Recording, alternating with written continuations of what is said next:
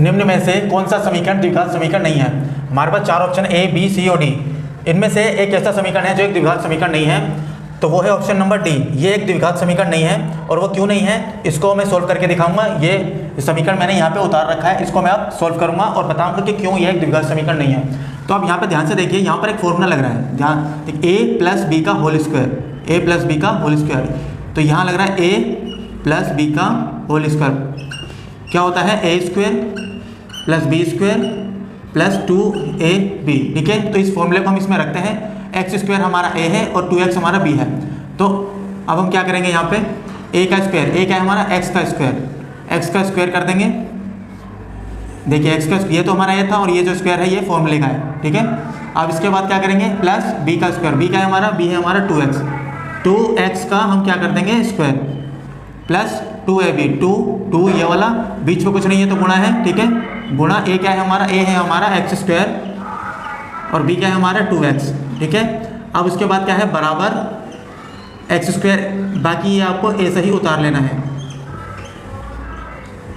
ठीक है, अब इसके आगे क्या करेंगे हम, इसको अब हम सिंप्लीफाई करते जाएंगे, सरल करते जाएंगे। देखिए x की घात 2, पावर के ऊपर पावर है, घात के ऊपर घात है, तो घात गुणा हो जाएगी, तो 2 दूनी 4, तो x की घात हो जाएगी 4 जमा, अब यहाँ देखिए 2x की घात 2 यानी 2x का स्क्वायर, यानी ये जो स्क्वायर है ये 2 का भी है और x का भी है। तो 2 का स्क्वायर क्या होता है, 2 का स्क्वायर होता है 4 और x स्क्वायर ऐसे का ऐसा ही रह जाएगा। उसके बाद प्लस यहाँ देखिए तीनों की मल्टीप्लाई हो रही है, तो हम इन तीनों की मल्टीप्लाई करते हैं। पहले नंबर के नंबर से कर लीजिए, 2 2 जा 4, यहाँ लिख लीजिए 4 और उसके बाद क्या आएगा, ठीक है 2 2 जा 4 लिख लिया हमने। आप देखिए यहाँ एक्स स्क्वायर, यहाँ 2 बार x और यहाँ 1 बार x है, इधर कुछ नहीं है तो 1 है, तो 2 है, तो यहाँ पे 2x और यहाँ 1x, तो ये हो गया आपका 3x, तो ये हो गया x की पावर 3, यहाँ 1 है। ठीक है, और मल्टीप्लाई में है तो पावर जुड़ जाएंगी, बराबर ये आप सेम ऐसे ही उतार लीजिए। ठीक है, अब आगे देखिए क्या करते हैं।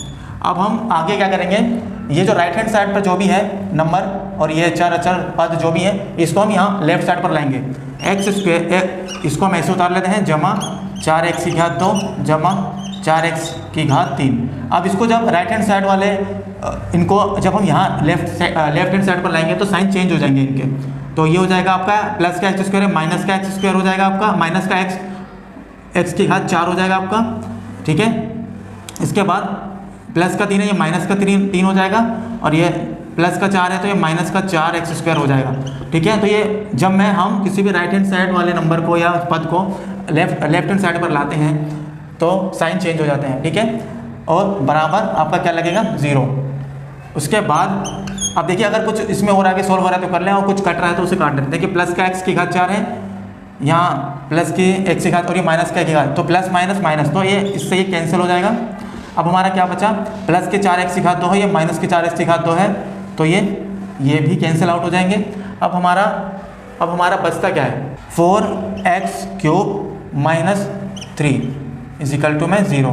ठीक है, अब यहाँ पर देखिए पावर, देखिए यहाँ पे ये घात, देखिए घात क्या है, 3 क्या है, क्या ये एक द्विघात समीकरण है?